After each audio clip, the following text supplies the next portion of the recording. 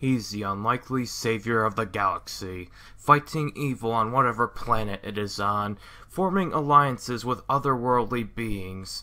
He's everyone's favorite hero, saving damsels in distress and other hero-y things. He's everyone's favorite galactic adventurer, wielding a deadly blaster. He's the one, the only. And if you guessed Captain Kirk, Commander Shepard, or Flash Gordon, you are wrong. Hello everyone, Alec Elger the SideQuest Gamer here, and today we are talking about Earthworm Jim. Once again, because he got a sequel! Now, in my review of Earthworm Jim 1, I said I really liked the game for its impressive visuals and that it had a lot of charm going for it, but like Rayman 1, I felt that the gameplay wasn't as spectacular as its visual style. I was honestly expecting a lot of backlash from that video, but surprisingly, you guys were very respectful and polite, saying that you all liked the first game, but the sequel was the one you really cared about when you hear Earthworm Jim. So again, this is another collective request. Now, QuickBox requested that I review the Sega Saturn version of Earthworm Jim 2 when I get to it. Problem is that I don't have a Sega Saturn, that version is not on the big three current consoles online stores, and finding a good Sega Saturn emulator is a bigger challenge than beating Dark Souls. So I decided to review the Genesis version since I did the same for its predecessor. Now, is this game as good as people say it is? Well, let's take a look at it and find out.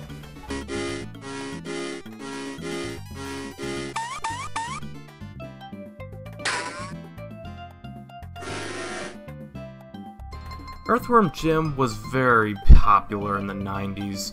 The first game was very successful in sales, so much that of all the mascots with attitudes during the time, Earthworm Jim was only behind Mario and Sonic. Just after one game released in 1994, he even got his own cartoon television show the following year. To describe how big of an impact that is, it took Super Mario Bros. 4 years to get their own cartoon, and took Sonic 2 years to get his own. Now that is impressive. Sure, it only lasted 2 seasons with a total of 23 episodes, but still, that's pretty impressive. And it was finally remembered by many people. Of course, Bubsy did get a proposed cartoon pilot 1 year after the first game was released and sold well, so maybe it's not really in terms of video game quality, but rather in sales and popularity. Now as for the show, it was actually pretty decent. Nothing I'd watch regularly, but getting that high on my cartoon rankings list is pretty good for a video game based show. But anyways, Earthworm Jim would of course get an equally successful sequel in 1995. Earthworm Jim 2 was, like its predecessor, developed by Shiny Entertainment and published by Playmates Interactive Entertainment in North America and Virgin Interactive in Europe. Like the first game, Earthworm Jim 2 was developed with the Sega Genesis in mind, and later ported to the Super Nintendo and the CD systems that would launch in North America that year, the Sega Saturn and the PlayStation. Now, I haven't played all the versions of Earthworm Jim 2, so take what I say with a grain of salt. I hear that as for the best version of the game to own, the Sega Saturn is the best one for improved visuals, level design, music, and gameplay, with the Sony PlayStation version being a close second since it's identical to the Saturn version, but it does have longer load times than the Saturn counterpart. Then the PC version, then the Genesis version, and the Super Nintendo version is once again the weakest of the console versions. Well, second weakest if you count the Game Boy Advance version, because that one is absolutely horrendous, while the Super Nintendo version was still good in its own right. The gameplay is what appealed to many. It still maintains the run and gun aspect of the previous game, but some levels are entirely a different playstyle, and honestly, I kind of love this element, and yet I kind of hate it. I mean, first off, the story of the game involves Psycho kidnapping Princess What's-Her-Name with the intent to marry her. Kind of a downgrade compared to the predecessor story, even though that wasn't that great and kind of just silly on purpose. And so, Earthworm Jim sets out to rescue her through surprisingly even weirder levels than the previous game's levels that so happen to be vacation spots for some of the enemies you previously defeated, and this is where the game gets so random and unfocused. In the first game, Earthworm Jim would go on one planet, defeat the foe, go to space, and land on another planet. It's that basic, but it made sense, and it had one gameplay element for the entire game. Now, for this game, our hero goes on one planet, is about to fight Bob the Killer Goldfish, eats him, and then instead of getting his pocket rocket out to trek to the next planet, he stands on a wooden platform and has a weight drop on the other side to launch him to the next planet, and then lands underground. What? The levels themselves are much shorter than the previous games, and while the first game had levels that overstayed their welcome, these levels on the other hand can sometimes leave the party just when it's getting started.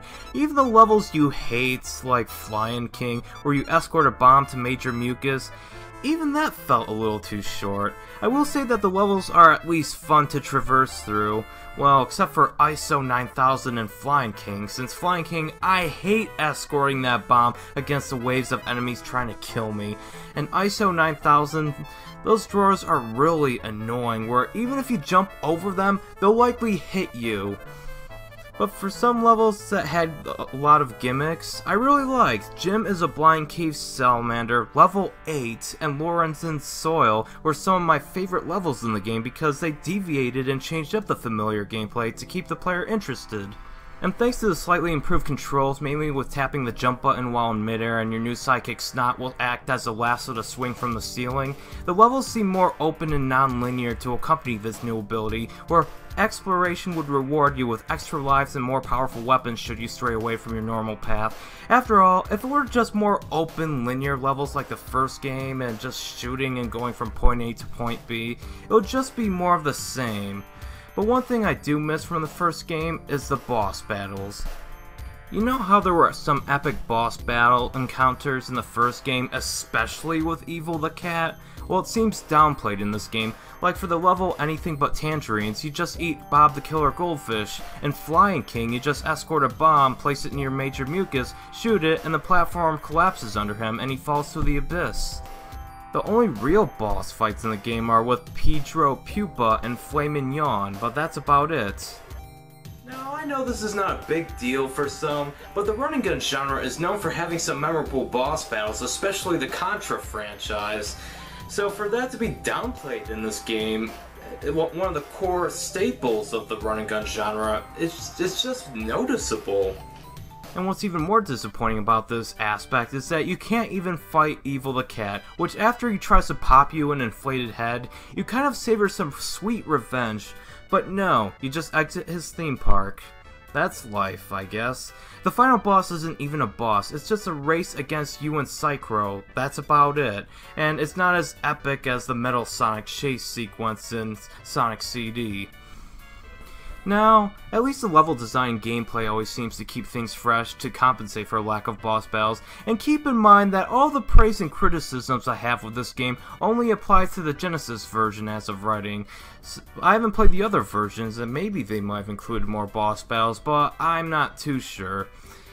There's also a recurring level throughout the game where you try to help Peter Puppy save his relatives that are being thrown by Psychro, and you have to bounce the puppies to Peter. But if you let more than 4 puppies literally go splat, Peter Puppy will, like the first game, get angry, turn into basically the Incredible Hulk, and chew you up, taking away 30 HP in the normal difficulty.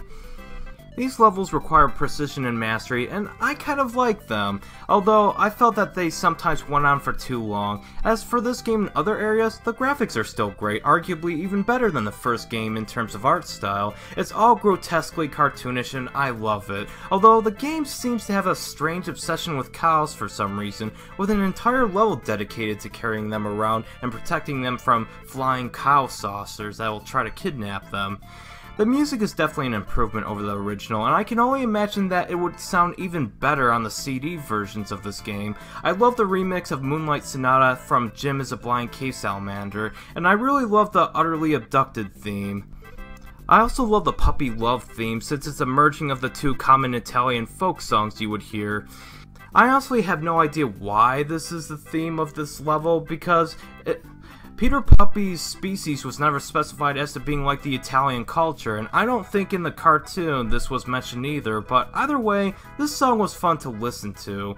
But I did notice some tracks were reused for later levels, like Flying King's theme was reused in level 8, and Lorenzen Soil's theme was reused in ISO 9000, but knowing those soundtracks are good, that's not really much of a complaint or criticism. Now the real question is, did this game age well? Well, this game is so random and all over the place with level objectives and gameplay that fixes a few issues from the first game but adds some of its own, like Flying King for example. The game feels so unfocused when compared to the predecessor, which can be a good thing for some, but a bad thing for others. To me, personally, Earthworm Jim is all about the creativity and humor of its wacky universe.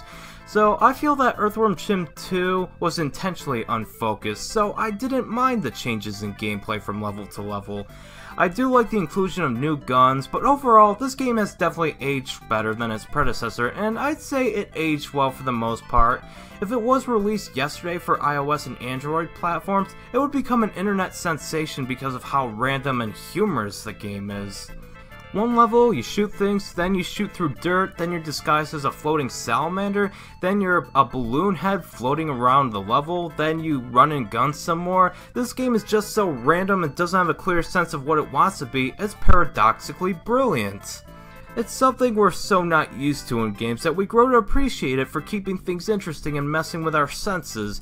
Yes, it does have a few problems like the lack of bosses, occasional overpowered enemies, and well, the entire Flying King level, but it's still a great time whether you're playing this on a Genesis, Super Nintendo, PlayStation, or Sega Saturn. The randomness of the game was definitely intentional, and overall, I would give this game an 88 out of 100. In so many areas, it's a vast improvement over its predecessor, and while I'm not a huge fan of the series in general, this game does deserve the love it gets from fans. This game is definitely not for everyone, and like the first game, it's not one I would play on a regular basis, but for those who do, I completely understand. So try it out. It's available for PC on Steam if you get the Earthworm Jim collection for $20, which would include the first one and I hate the third one, but it's included. It's also on the Wii Virtual Console, but I'm not sure if it was added to the Wii U eShop or not. Also, if your request wasn't reviewed this month, it will be spread out throughout the rest of this year and maybe some of next year, so be sure to tune in.